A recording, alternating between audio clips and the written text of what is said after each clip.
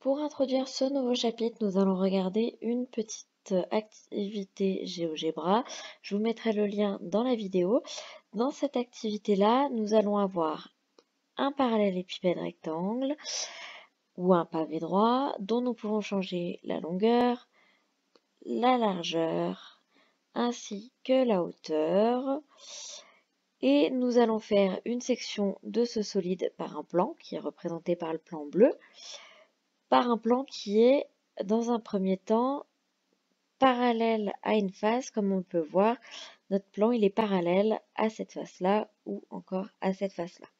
Donc je vais pousser mon plan à travers mon solide et vous pouvez voir sur la droite qu'apparaît la section. En fait, la section c'est ce qui est coupé par mon solide, comme si j'avais coupé une plaquette de beurre avec mon couteau. Quelle est la forme qui apparaît quand j'ai coupé ma plaquette de beurre? Donc ici on voit assez facilement que la forme qui apparaît c'est un rectangle et en fait c'est même plus précis que ça. C'est exactement le rectangle qu'on voit ici. Donc c'est exactement un rectangle de la taille de la face de notre solide. Donc ça c'était la première animation. Une deuxième animation, c'est de faire une section parallèle à une arête verticale. Donc ici on est parallèle à toutes nos arêtes verticales en fait. Et donc on voit que si on pousse notre plan, il apparaît ici toujours un rectangle. Mais cette fois, le rectangle, on voit qu'en fonction de l'endroit où on est par rapport au solide, il va changer un petit peu de taille. La seule chose qui reste tout le temps la même, c'est la hauteur de notre rectangle. On voit que cette hauteur-là, c'est toujours la même que celle-ci. La seule chose qui change, ça va donc être la longueur de notre rectangle. Et du coup, ça va être ce qui va être intéressant dans les exercices type brevet. On va souvent vous faire calculer cette longueur-là dans une section de solide. Grâce à cette activité, vous avez vu que le chapitre que nous allons entamer maintenant est un chapitre de géométrie dans l'espace. Dans ce chapitre, nous allons voir plein de solides, des sections de solides, mais également des nouveaux solides. La première chose que nous allons regarder, c'est donc les sections planes de solides, c'est-à-dire les sections de solides par un plan. On va voir la définition suivante. On appelle section d'un solide par un plan l'intersection de ce solide avec ce plan. Ici, ça va être la partie en rouge qui apparaît sur le dessin.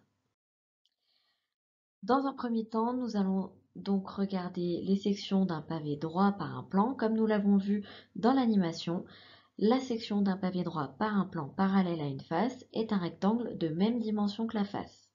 On va donc avoir que la section par ce plan P parallèle à la face AEDH est le rectangle IJKL.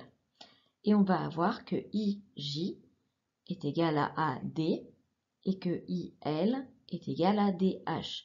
Donc la largeur du parallélépipède rectangle est égale à la largeur de la section et la longueur du parallélépipède rectangle est égale à la longueur de la section. Deuxième section d'un pavé droit ou d'un parallélépipède rectangle, c'est que quand on prend un plan parallèle à une arête, la section est un rectangle dont une dimension est égale à la longueur de la face.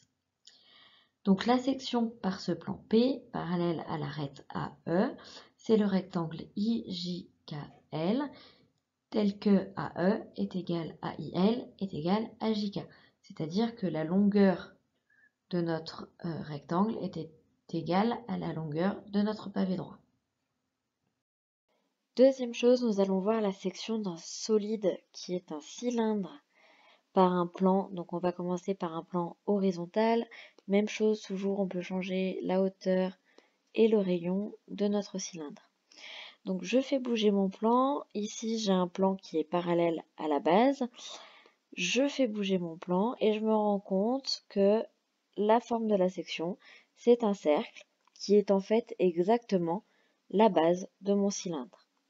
Si je prends un plan vertical et que je fais bouger mon plan, je vois ici sur la droite apparaître la section.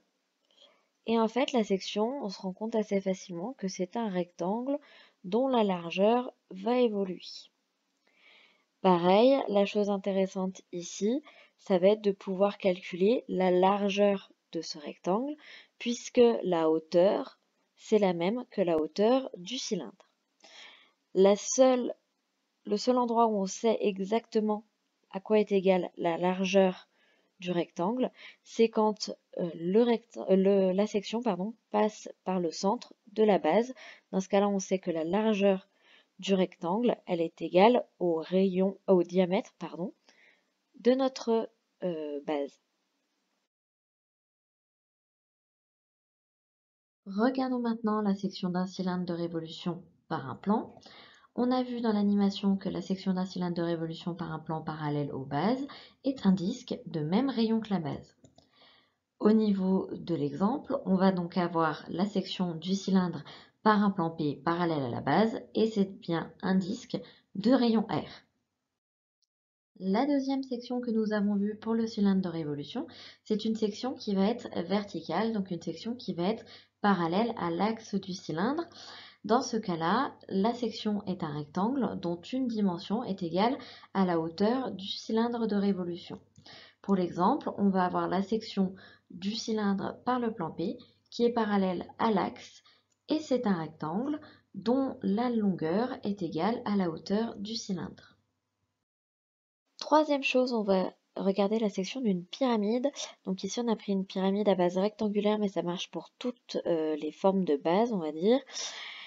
Toujours même chose, on peut changer la hauteur, on peut changer la longueur, on peut changer la largeur et l'opacité. Et avec la position du plan, je vais pouvoir regarder la forme de ma section. Donc on voit assez rapidement que la forme de la section, en fait, c'est un rectangle. Si ma section, elle est directement au niveau de la base, en fait, ce rectangle, c'est la base. Puis, à chaque fois, je réduis. Et en fait, c'est bien une réduction qu'on fait là. Donc, ma section, ça va être une réduction de la base. Je vais pouvoir trouver notamment le coefficient de réduction, comme on a pu le voir dans les mises en train sur les agrandissements et les réductions. Mais on va pouvoir aussi voir que la pyramide qui est formée une fois que j'ai coupé avec mon plan, c'est une réduction de la pyramide de base. Et enfin, dernière chose, on va voir qu'on a exactement la même chose avec le cône que ce qu'on avait avec la pyramide.